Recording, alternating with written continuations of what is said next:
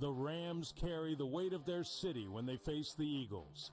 Then it's a clash of MVP-caliber quarterbacks, Josh Allen and Lamar Jackson. SportsGrid has you covered all day, starting at 8 a.m. with FST for daily fantasy lineups. Lock in your picks with Pro Football Today and stay dialed in with real-time betting on in-game live game day, only on SportsGrid.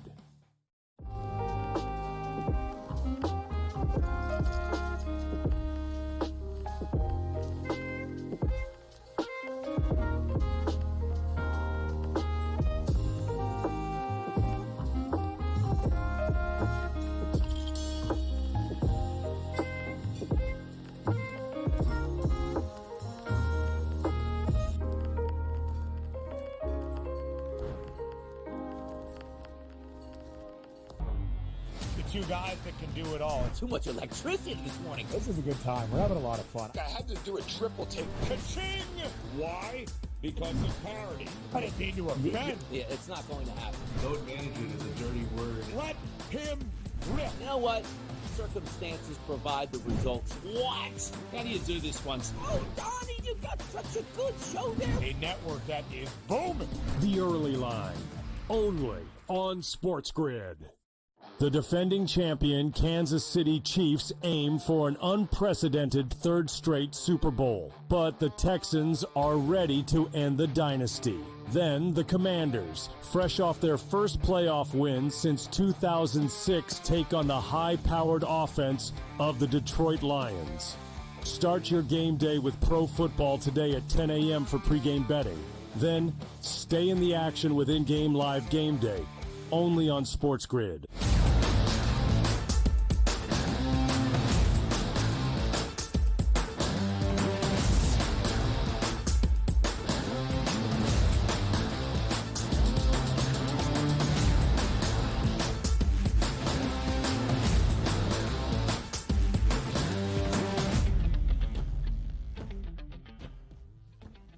Hello and welcome to a Thursday Live right here on the Early Line on SportsGrid and all across the SportsGrid network. That includes sportsgrid.com/watch, where you can find your favorite destination to consume everything all across the grid. He is Donnie Rightside. I am Ben Stevens. We are here together for the next 3 hours up until 11 a.m. Eastern Time, a Thursday morning, to look back on a jam-packed Wednesday evening in hoops, both in college basketball and an 11-game slate around the association. We will also continue to get you set, get you ready, get you prepared for maybe the best weekend of football each and every season, the divisional round of the NFL playoffs. A preview continuously of all four matchups from each and every angle you need, the X's and O, the key matchups, and of course, the players that will dictate the outcome come our doubleheader on Saturday and our two games on Sunday. Up until 11 a.m. Eastern,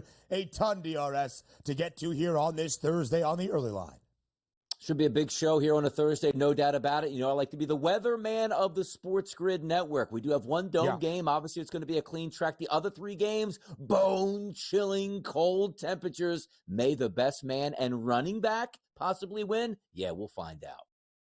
Forecaster, doctor, what doesn't this guy do? That is Donnie Rightside. Now we start by looking back on what we saw from a Wednesday evening, mainly in basketball. Huge top 10 tilt inside Hilton Coliseum between the number 2 Iowa State Cyclones and number 9 Kansas Jayhawks. DRS being second in the AP top 25 was a first for Iowa State, the highest ever ranking in program history in Ames.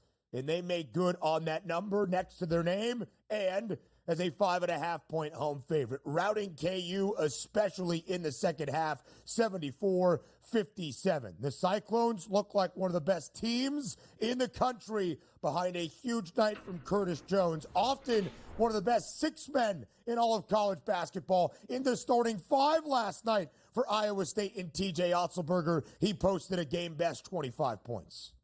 Hey, my guy Zeke Mayo played 36 minutes, dropped 17 points, but nobody wanted to help him out for the Kansas Jayhawks, including guys like Hunter Dickinson, 3 of 10 from the floor, only 6 points scored, some Hilton magic last night. And the one thing we love, bring your defense with you, which is exactly what Iowa State did. 40 points for KU in the first half, only 27 in the second half. Number 2 in the country, 5-0 in the conference. That's a good start to a basketball season.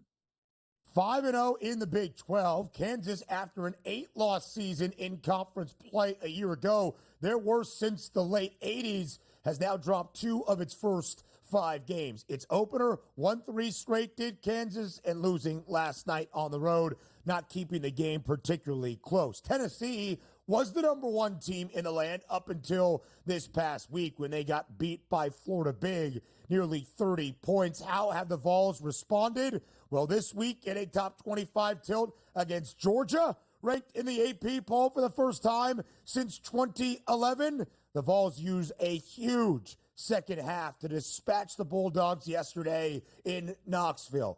49-30. That was the score in the second half.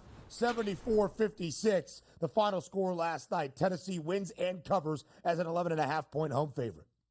And how about this? Turning over the Georgia Bulldogs 19 times in that game, which you see the bottom line score there. Only 53 shot attempts here for the Georgia Bulldogs. How about 66 shot attempts for the Volunteers? Extra looks at the basket, extra points, playing great defense. That's the calling card for the Tennessee Volunteers in a whitewashing of the Georgia Bulldogs last night. A big win for the Vols indeed. Always a top 25 tilt in the SEC. Now to the NBA. 11-game slate around the association last night. The Golden State Warriors, desperately in need of a win, go to Minnesota as a road underdog and win outright behind a 30-plus point performance from Steph Curry, including a critical three-pointer in the final minute of regulation. The Dubs were up by double digits early in the fourth and final quarter, had to hold off a charge from the T-Wolves, but do win outright 116-115 in Minneapolis. Yeah, about that? Dante DiVincenzo and Anthony Edwards both had 28 points in this game, but it wasn't enough. Always we can set the clock back to Steph Curry's 37 minutes and 31 points, but he got some help. Andrew Wiggins, 24. And also, it feels like sometimes this team goes as far as Buddy Hield will take them off of the bench. Last night he played 29 minutes, chipped in with 18 points here. That's a pretty good road start, but pretty good road win, I should say. Look at the Warriors this year. 20-20 on the season, 10-10 on the road. Pretty symmetrical there. A 12-3 start for Golden State, not playing good ball entering last night. The Warriors needed that win to get back to 500. They do just that. Again, outright as a 7-point road underdog. Elsewhere in Philadelphia, we thought maybe Joel Embiid would play and the 76ers would be at full strength. Nope. No JoJo, just Tyrese Maxey and Paul George, but no Karl Anthony Towns on the other side for the New York Knicks. So the line stays around 6. A highly competitive game in Philadelphia goes to overtime. The Knicks do win by 6, 125-119 in that extra session. Yeah, Maxey shot 32 times because why? Who else is going to be taking shots for him? Paul George actually had a decent game with 26 points, but if you were backing the Sixers, let's just say you got the 6. Okay, you'll take the push, but when you really read into that game late in the game, hey, Maxey, maybe you didn't have to drive to the rim and lay it in to get that game to actual overtime because you lost anyway, and you lost yourself the actual cover. But the Knicks were supposed to win that basketball game. The Sixers just floundering around until they get all of their players back. It's hard to have camaraderie on the court if nobody's ever on the court together to get that camaraderie. Philly is now 9 games below 500, 15-24. Game number 42 for the Knickerbockers last night. They're already past the midway point of this NBA season in their campaign. The Raptors have played some good basketball as of late, pulling off a couple of upsets as they do last night at home. DRS up in the 6 against the reigning NBA champs and those current title favorites, the Boston Celtics. Toronto winning outright 110-97 as a double-digit home dog. And by the way, all 5 starters in double digits yesterday for the Toronto Raptors. And again, we like to say it is hard to win on the road, even though the Raptors just got their 10th win of the season. Nobody's panicking for the Boston Celtics at this point. And it's amazing that everybody in the starting lineup wasn't all that efficient outside of Kristaps Porzingis. Tatum, 5 of 15. Brown, 4 of 16. That's just not good enough from that starting lineup, but they'll be just fine. Don't worry about them. 2 straight wins for Toronto at home as a dog. 4.5-point dog against Golden State just a few nights ago.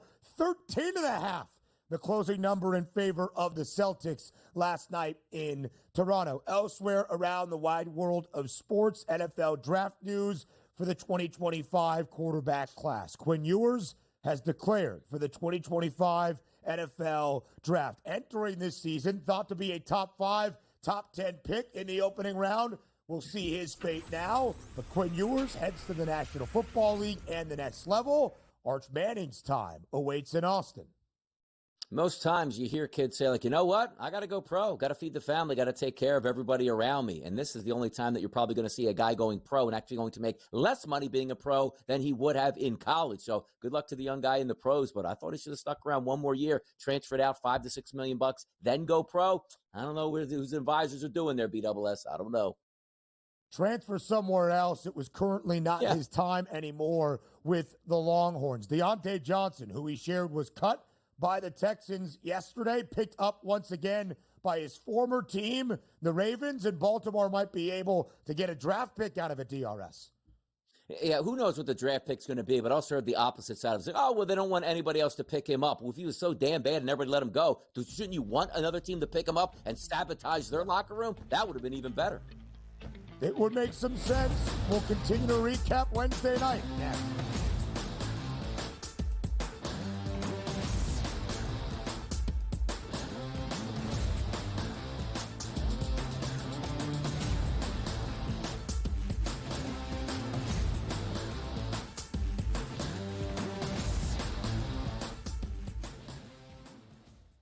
So my team didn't win this weekend, but I still did with this app that's taking over the game. Sports Millions Pick'em lets you make quick and easy predictions. Pick your favorite players, go higher or lower, and you can still win big even if your team loses. Plus, the multiplier is insane. With just a few picks, you can win big money.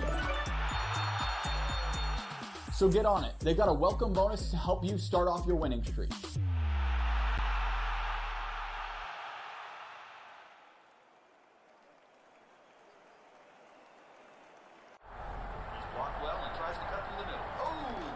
Your gut says Miami is going to win, and you should take the over.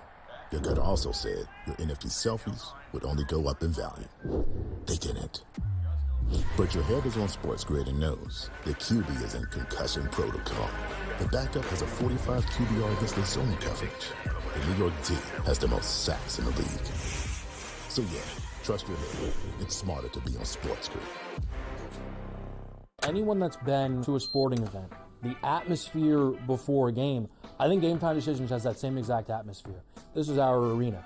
This is what we do. There is going to be an energy to Game Time Decisions that you will feel night in and night out. The excitement you get when you lock your bets in, when you're figuring out what you want to do, we can zone in on the biggest games each night. I want this to be the place that people come to before the games start so they feel as ready as possible to lock in their cards. We are going to hit every single one of those markets that you need to know about. We're going to go through every single thing, and I've got a great team behind me that's going to help me get the job done. There is not going to be a better place, I promise you, than Game Time Decisions to get that new information, react to it, and be able to then bet accordingly. We will have everything at our disposal, and we will use that to our advantage. I'm Kevin Walsh. Tune into Game Time Decisions from 6 to 8 p.m. Eastern on SportsGrid.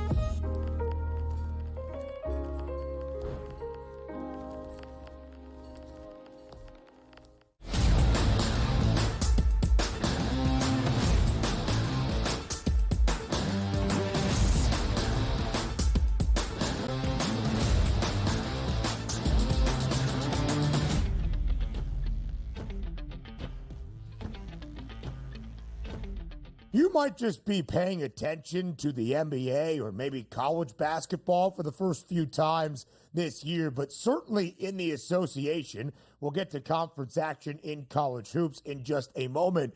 We are nearing the halfway point of this NBA season. It's not the early going anymore. Most teams around the association have played 40 games, some already at the halfway point. The New York Knicks past that midway point of an 82-game regular season. So last night, DRS, in Minneapolis, between the Timberwolves and the Warriors, it was game 41 for Minnesota. Again, the direct midway point of the year, game 40 for Golden State. And it's already been the ebbs and flows of a long NBA campaign for the Dubs. A great start to the year, 12-3, entering last night, 7-17 since.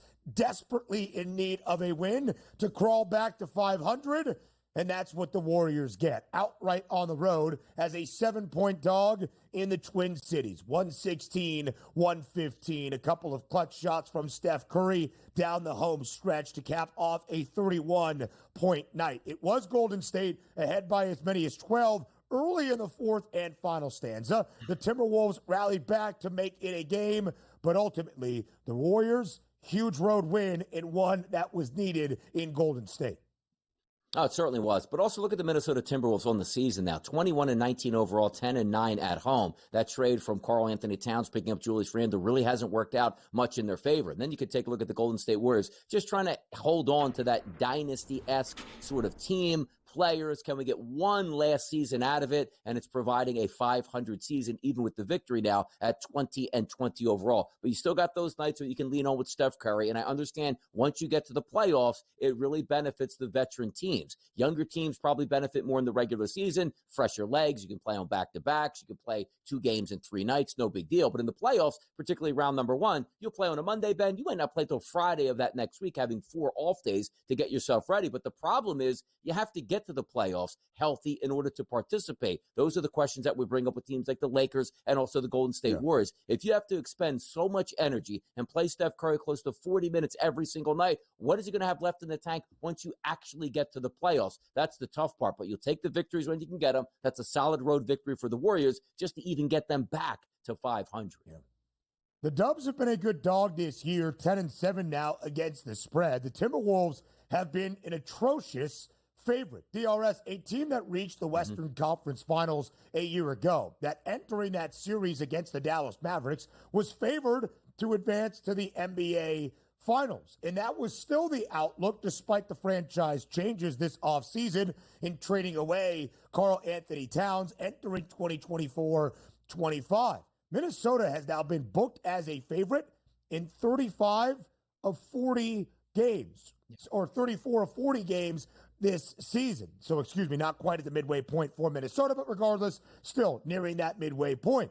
DRS, they are now 12-22 against the spread in terms of when they are booked as a favorite. They are not even making good on those numbers and now flirting with 500, as is Golden State. So a disappointing year, I would say, so far for the Timberwolves. Elsewhere around the NBA, a highly disappointing season for the Philadelphia 76ers because of availability. We thought maybe Joel Embiid would play last night.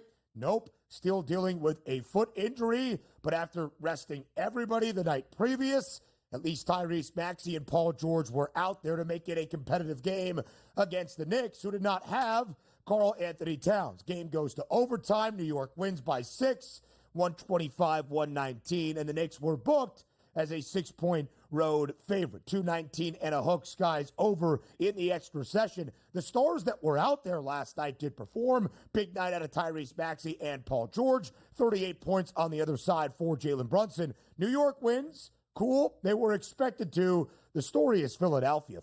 15-24 now this season. Yeah, and unless you get a healthy Joel Embiid back on the court, they're not going to do much for the rest of the season as is. So you might as well just rest them and say, we might be able to hang on and get into a playing game because, again, if you're not healthy in the playoffs, it doesn't make any sense anyway. But let's focus on the New York Knicks, too. Tom Thibodeau, who I like as a head coach, they're 27-15. They have a ton of talent. But I don't think he understands, like, the NBA season length. It's 82 games plus the playoffs, but he's notorious for playing his starters overdrive the entire season. They only played 8 players, Ben, in an overtime effort, which included Josh Hart logging 49 minutes in this game. Jalen Brunson, always banged up here, 45 minutes here. OG Anunoby, 45 minutes, who missed most of the playoff run last year with injuries as well. I don't understand this. look, winning is the utmost importance, and I get that. But it seems like every single night, his starters log way more minutes than anybody else, and that's a detriment once you get to the playoffs. Yeah, and that's kind of what Tibbs has always done, though, in terms of his philosophy. So it's not really a surprise. The New York Knicks passed the midway point of their NBA season now, 27-15 straight up, a favorite in 37 of 42 games.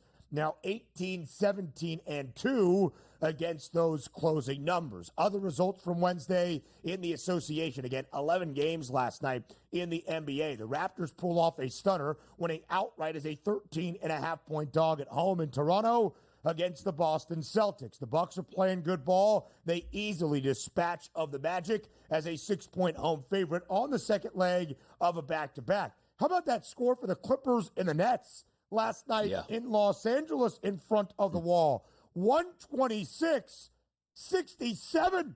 The Brooklyn Nets, an NBA franchise, I am told, scoring 67 points in an NBA game. It's a college basketball score in the Big Ten.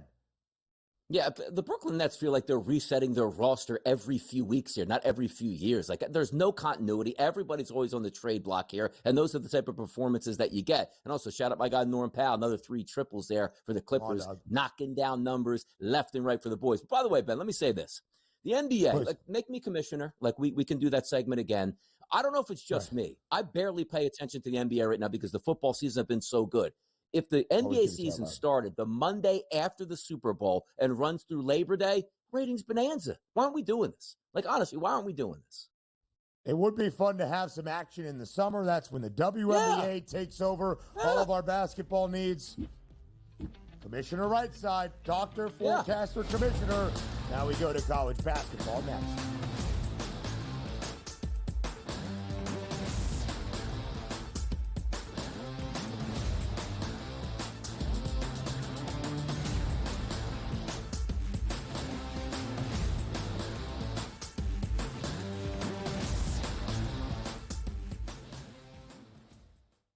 The defending champion Kansas City Chiefs aim for an unprecedented third straight Super Bowl, but the Texans are ready to end the dynasty. Then the Commanders, fresh off their first playoff win since 2006, take on the high-powered offense of the Detroit Lions. Start your game day with pro football today at 10 a.m. for pregame betting.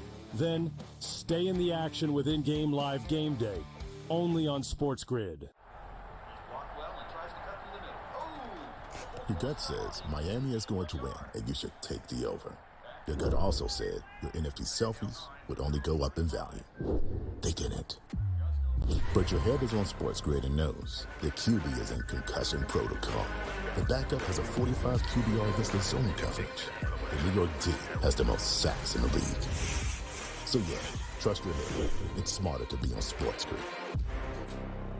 There is going to be an energy to game time decisions that you will feel night in and night out. We're going to go through every single thing, and I've got a great team behind me that's going to help me get the job done. I want this to be the place that people come to. We are going to hit every single one of those markets that you need to know about. There is not going to be a better place, I promise you, than game time decisions. We will have everything at our disposal, and we will use that to our advantage. I'm Kevin Walsh. Tune into Game Time Decisions from 6 to 8 p.m. Eastern on SportsGrid.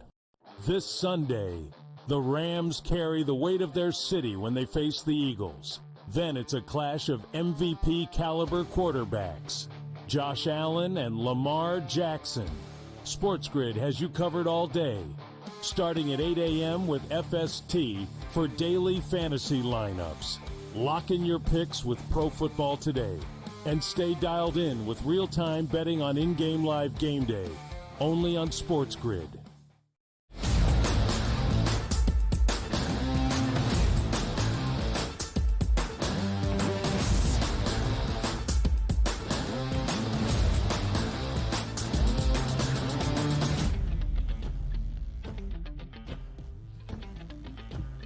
Live right here on the early line on SportsGrid, a huge Wednesday night slate, as they often are at this time of year, in conference action in college basketball. If the SEC had Tuesday night and a ton of top 15 and top 10 tilts, a little bit more focus on the Big 12 on a Wednesday evening. A top 10 tilt inside Hilton Coliseum, where there is magic in Ames, Iowa, for number 2 Iowa State hosting 9th-ranked Kansas. Being number 2, Donnie, is already historic enough for the Cyclones, the highest ever program rating in the history of Iowa State men's basketball. But can you back up the billing in the AP poll against a top 10 foe and often the standard bearer in Big 12 men's basketball? The Cyclones did that last night in a large way. 17-point home win inside Hilton Coliseum, 74-57.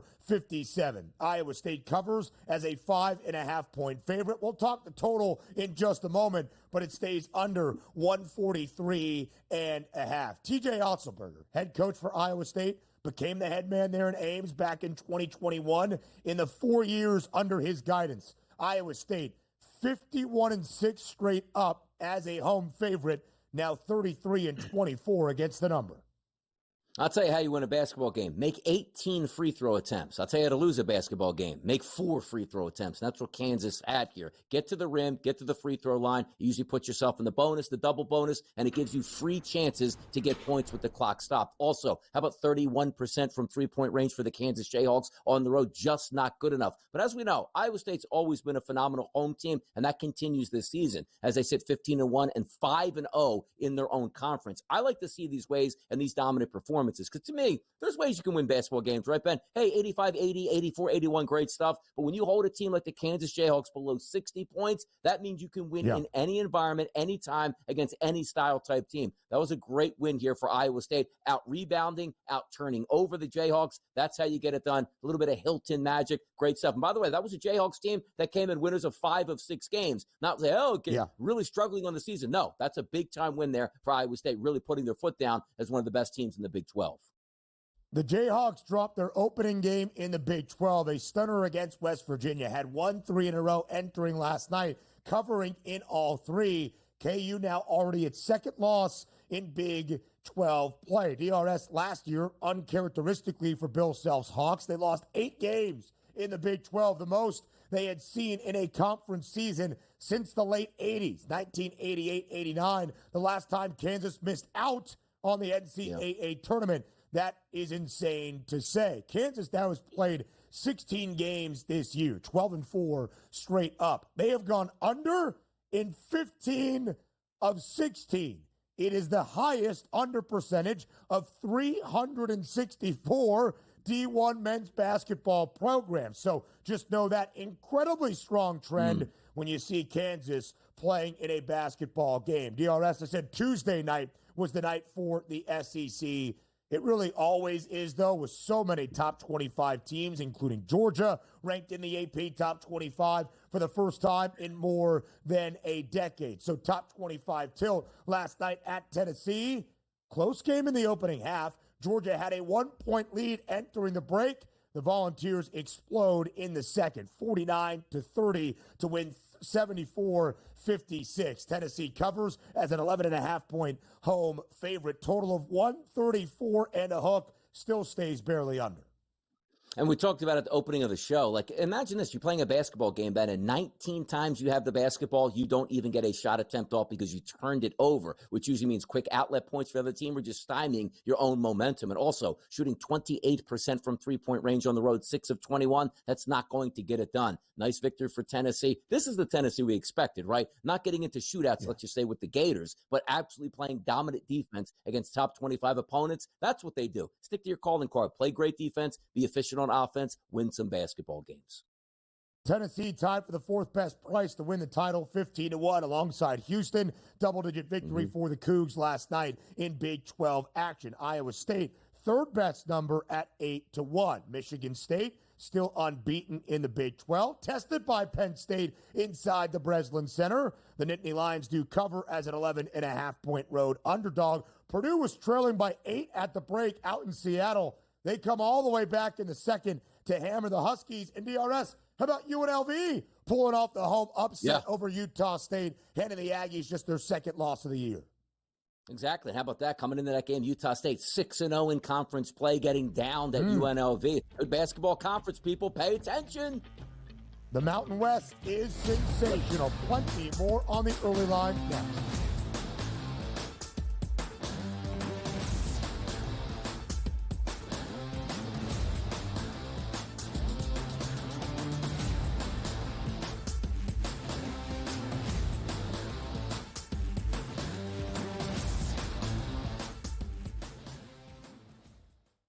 This Sunday, the Rams carry the weight of their city when they face the Eagles. Then it's a clash of MVP caliber quarterbacks, Josh Allen and Lamar Jackson. SportsGrid has you covered all day, starting at 8 a.m. with FST for daily fantasy lineups. Lock in your picks with Pro Football Today and stay dialed in with real-time betting on in-game live game day, only on SportsGrid.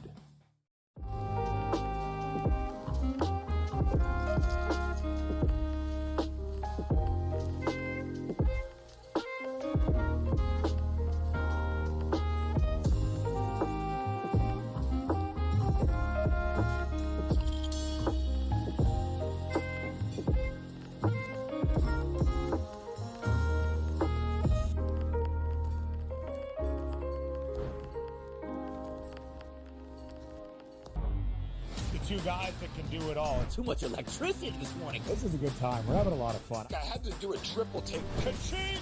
Why? Because of parity. I didn't mean to offend. Yeah, it's not going to happen. Load management is a dirty word. Let him rip. You know what?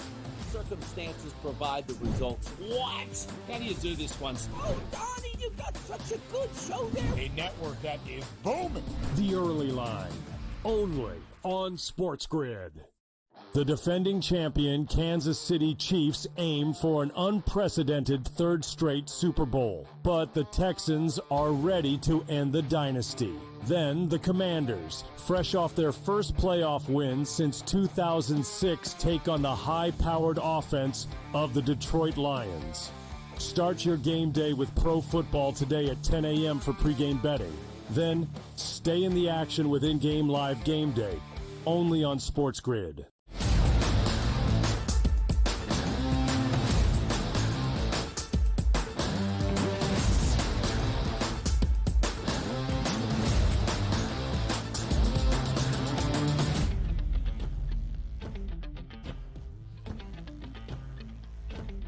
Time to go around the National Football League, the news and notes and the biggest headlines that you need entering the divisional round, or maybe for your favorite franchise entering the early portion of the offseason. DRS, in a full week of practice, when you play on Sunday, that practice week truly begins on Wednesday. So availability reports, who was out there, how much work did they put in, important for a Sunday matchup.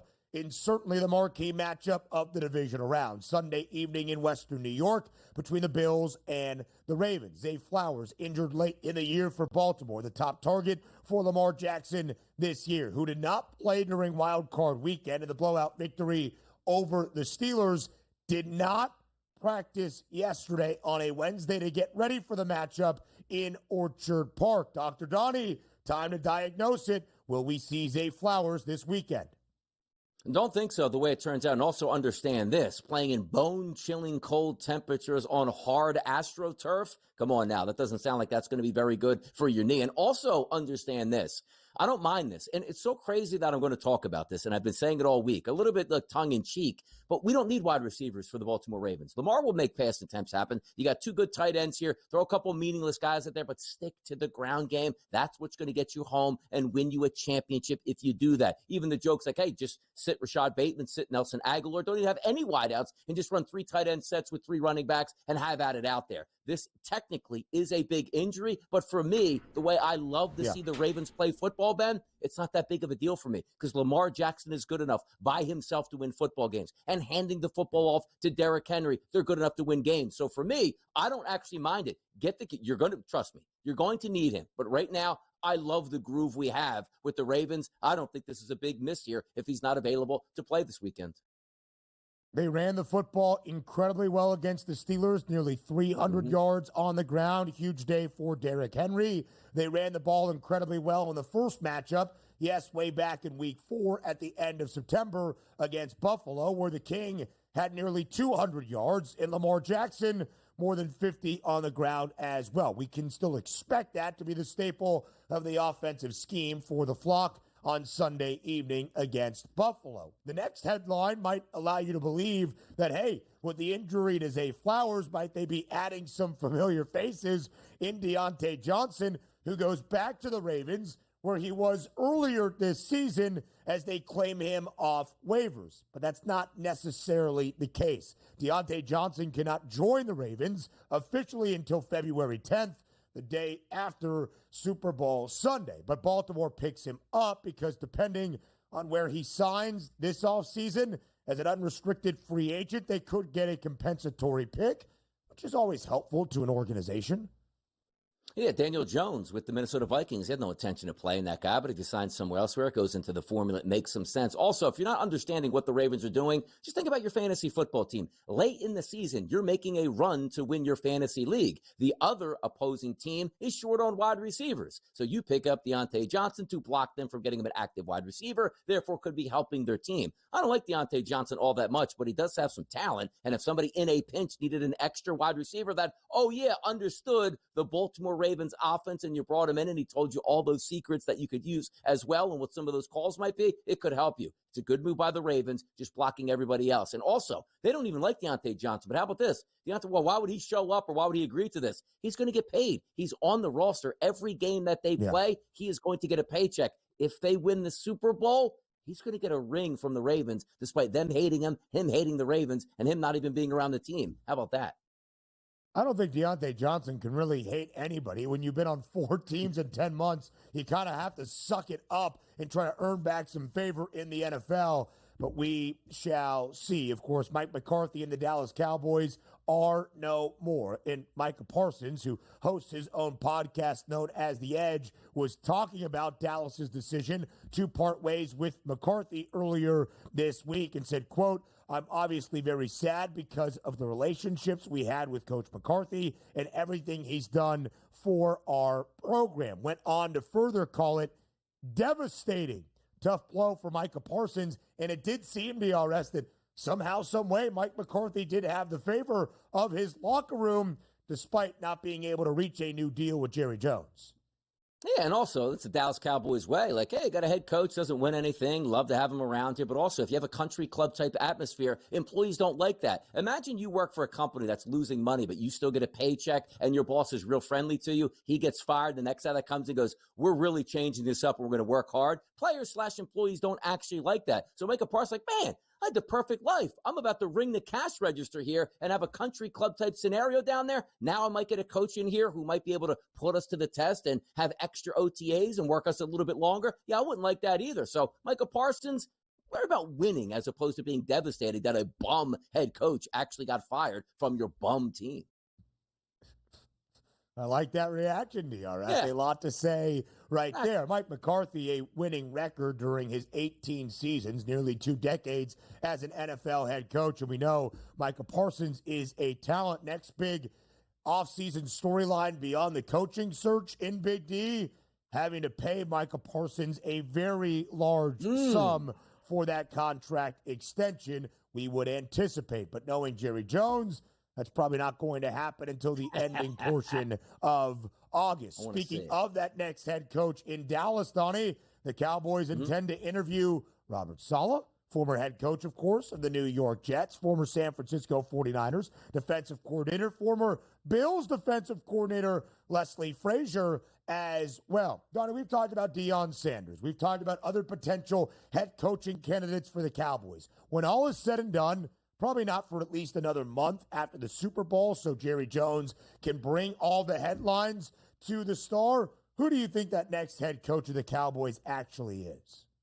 It's not going to be Leslie Frazier, I'll tell you that. And I don't think it's going to be Robert Saleh, even though I do agree. Like, Robert Saleh is going to get another head coaching job in this league. He's well respected around the league, runs really good defenses here, and got a raw job from the Jets. So he is going to get a coaching job, and maybe he does land in Dallas. But usually for the Dallas Cowboys, man, sometimes it's about sizzle. Like, they love to bring in the superstar players. They don't really like the superstar coaches per se because Jerry wants to run the team. But my goodness, if it's Deion Sanders, that comes to town now as, let's just say, a betting favorite at this point to sink his teeth in that Cowboys team, that would just be fun for everybody, because America's team, not because you love them, because there's a lot of hate out there, which means, I guess, everybody in America has a vested interest in either rooting for or against the Dallas Cowboys. You throw Deion into that fire, he brings that bravado for the Cowboys. I'm into that. I would love to see that happen. So I'm going to put my money on Deion Sanders to the Dallas Cowboys, because why not? We need it. We need that in our lives, Ben.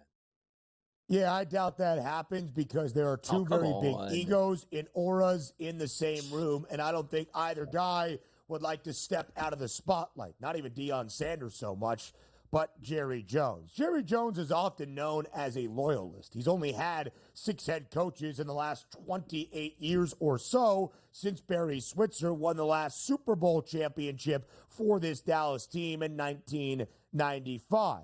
Despite a overwhelming lack of success in the NFL postseason. Donnie, that's not because I think he buys into his guys, but because he doesn't want to be outshined in Dallas. So I think he will get a guy that is comfortable having a very involved owner. I think it might be somebody that knows the Cowboys organization well.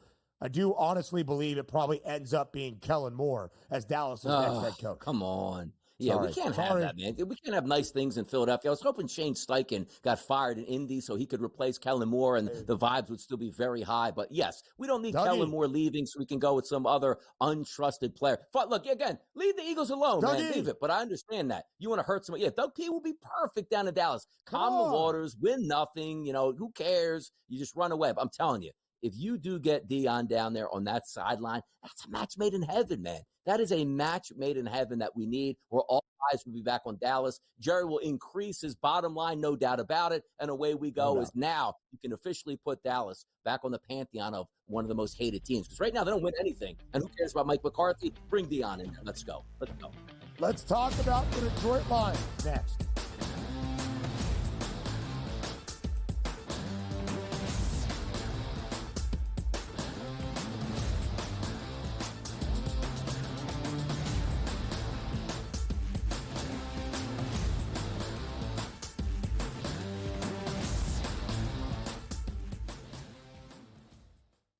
This Sunday, the Rams carry the weight of their city when they face the Eagles. Then it's a clash of MVP caliber quarterbacks, Josh Allen and Lamar Jackson. SportsGrid has you covered all day, starting at 8 a.m. with FST for daily fantasy lineups. Lock in your picks with Pro Football Today and stay dialed in with real-time betting on in-game live game day, only on SportsGrid.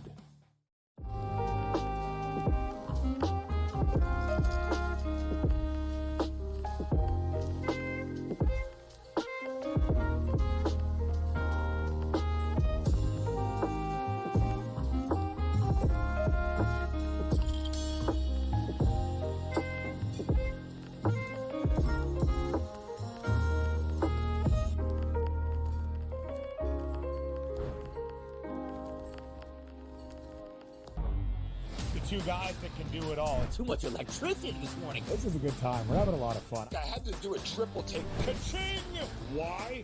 Because of parity. I didn't mean to offend. Yeah, it's not going to happen. Load management is a dirty word. Let him rip. You know what?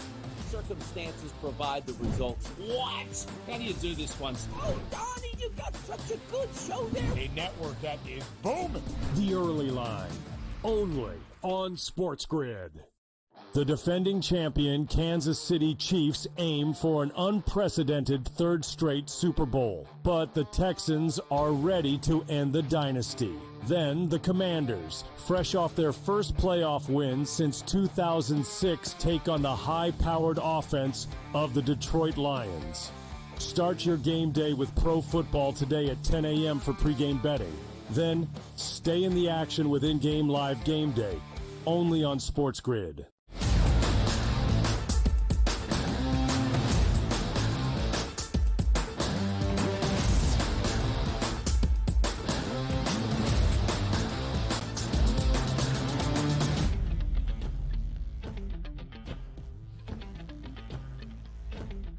It's an interesting time for the one seeds around the NFL. They're about to embark on their playoff journeys, and in the Motor City, for the Lions, they are hoping to make history, to be the first ever Lions team to play in a Super Bowl. But their two coordinators are the hottest names on the job market right now around the National Football League coaching carousel. In the 6 head coaching vacancies, we expect 2 to be filled by defensive coordinator Aaron Glenn and offensive coordinator Ben Johnson. Where exactly, that remains to be seen. But we've got coordinators, Donnie, getting ready for game plans, an important division around playoff matchups, and a deep postseason run, hopefully that ends in New Orleans playing for a Super Bowl, but also interviewing last week for head coaching vacancies in their future around the NFL. We'll start defensively with the DC in Detroit, Aaron Glenn. I don't know if that's truly accurate. I can just go off the top of my head with Bill Carr, Mike Tomlin, Bill Belichick. That's won a ton of Super Bowls as a defensive coach. And here's the one thing that I would say about myself. I'm a coach. I just happen to be on defense. I understand the offense just as well as a number of people. So if you want to hire me, you're going to hire a coach. You're not going to hire a defensive coach. I'm going to talk to the offense just as much as I'm going to talk to the defense. So you didn't hear that question, but it was about the idea that as of the recent trend, offensive coaches, those on that side of the football, were the more successful ones, DRS, in terms of getting to the highest peak in the National Football League. That was Aaron Glenn's answer. What did you make of it? Yeah, he's right about one thing, and I understand what he's trying to say, because there are coaches that are defensive-minded that run sort of a CEO-type program. Bill Belichick did it for a long time in New England and very successful. You take a look at other coaches like a Mike Tomlin, CEO-type guy. Like, I'm talking to the offense, I'm talking to the defense, I'm going in both meetings, and that makes sense. But here's the issue that you have with that. As a defensive coordinator, you are behind the 8 ball, because there are a lot of really solid defensive coordinators. There's not a lot of really solid offensive coordinators. And the reason being is if you hire the offensive guy as a head coach, he's not leaving your organization to be a head coach somewhere else. They don't do that. You're the head coach of that program. So it's a lot easier to say, okay, I'll keep finding myself really good defensive coordinators. It's hard to actually have that guy, which is why a guy like Ben Johnson, worth his weight in gold, an offensive coordinator, can pick any job he wants. And if you're Detroit last year, you lucked out that he wanted to come back. You paid him a little bit more money, but sooner than later, he's leaving. But understand, like, Aaron Glenn is probably going to be a really good head coach, but he is behind the 8 ball when you go in interviews versus guys like Liam Cohen and be like, look, if I come here and turn your offense around, I'm going to be here for 15 years. Whereas a good offensive coordinator comes in, like a Canales or even a Liam Cohen that we just talked about, you have one good season, you're out and you're the head coach the next year. If you're already the head coach, you're going to stay and implement that all the way through here. So I agree. He is probably going to be a head coach, but he's right about what he's saying. Don't just look at me as a defensive coordinator. Like, I know offense. I know how to be a head coach. I know how to command men. I can run an organization. Don't just pigeonhole me and say, I'm going to call the defense and hopefully we get an offensive guy in here. But it's just the perception that turns into reality. Offense seems to be emerging, transformative. Yeah. Defense is more stable. What do you want? The exciting or the consistent? I do believe Aaron Glenn is going to make a very good head coach around the NFL. When we think of the most successful head coaches currently, the younger wave, guys like Sean McVay, Kyle Shanahan, Kevin O'Connell, Matt LaFleur, they're more on the offensive side of the football. Even the most successful head coach right now in the NFL in Andy Reid, he's an offensive mind who is paired very well with a defensive coordinator in Steve Spagnuolo. Regardless, though, of what side you got your start in the NFL and where you are when you become a head coach, it's important to build a great staff all around you. I think every head coach and head coaching candidate understands that. So you mentioned Ben Johnson, the offensive coordinator in the Motor City. Here's Ben Johnson on getting ready for the playoffs, but also with all of his head coaching interviews. I'm gonna stay focused on the main thing right here, and that's going to be the Washington Commanders right here now. That's what we're about. I told the head coach when we came in. He asked me about how it went this weekend. It went great, and that's the end of it. The focus right here now for the players, for the coaching staff, for everybody in this building is about this game this week. Now, Donnie and I don't live in Detroit, so maybe we're not paying attention to all the Lions press conferences that we see. I don't really know if I've heard Ben Johnson speak before. And I understand that might be on me. Sounded pretty good up there, DRS.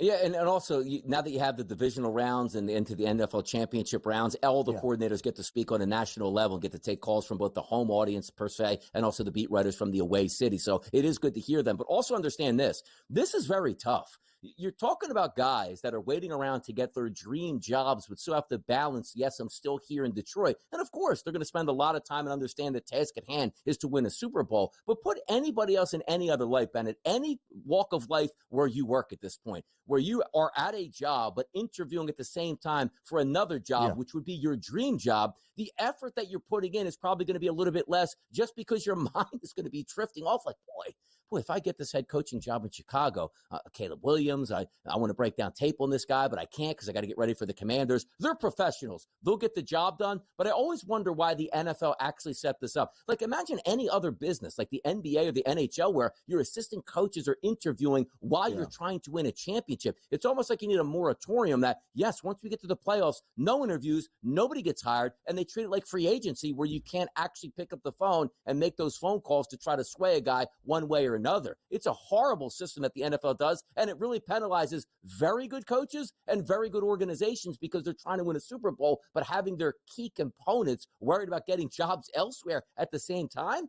doesn't make sense.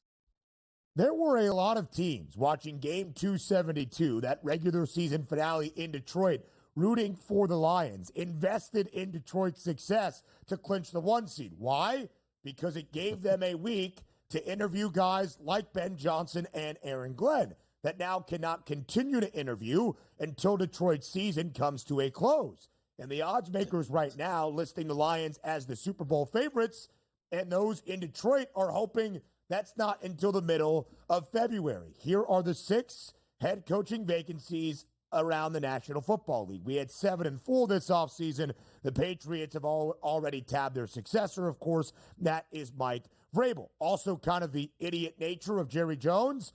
He waited a week to get rid of Mike McCarthy so he could not interview Aaron Glenn and Ben Johnson until the end of Detroit's season. We'll talk more about the openings and the future of the quarterback position in the NFL. Looking at you, Quinn Ewers, next.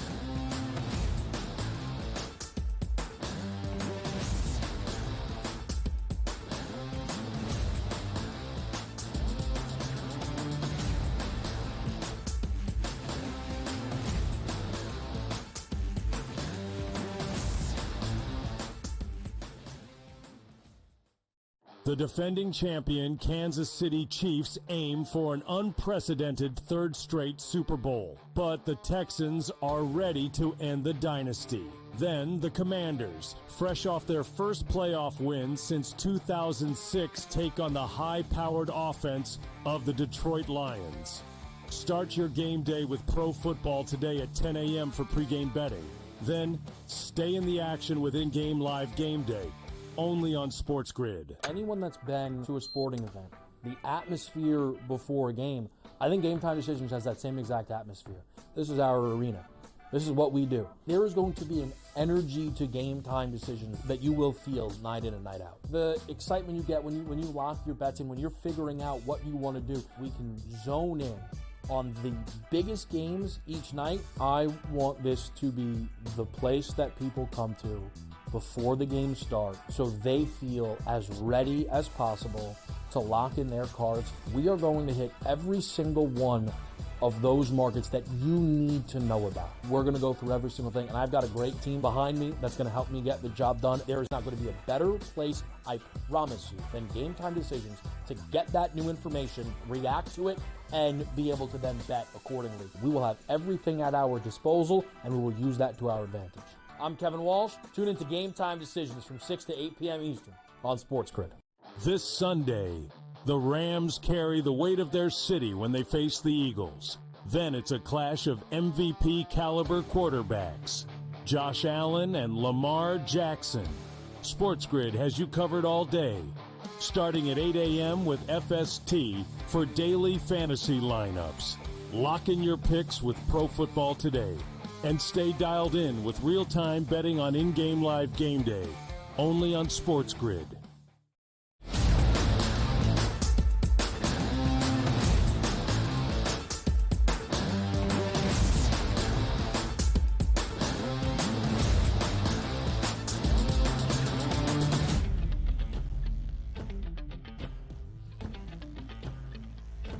The very interesting thing about the two hottest names on the coaching market that we just heard from, the two coordinators in Detroit, Ben Johnson on the offensive side, Aaron Glenn on the defensive side of the football, the Lions are the NFC Championship favorites. The Lions are the Super Bowl favorites. If Detroit gets there, you would think, DRS, two of the best names that could become a potential head coach next season, we might have to wait a while until a couple of the vacancies around the NFL are filled. Again, here are the 6 head coaching vacancies currently in the National Football League. The Bears, Cowboys, Jags, Jets, Raiders, and Saints. Donnie, I'm going to ask you a tough question here.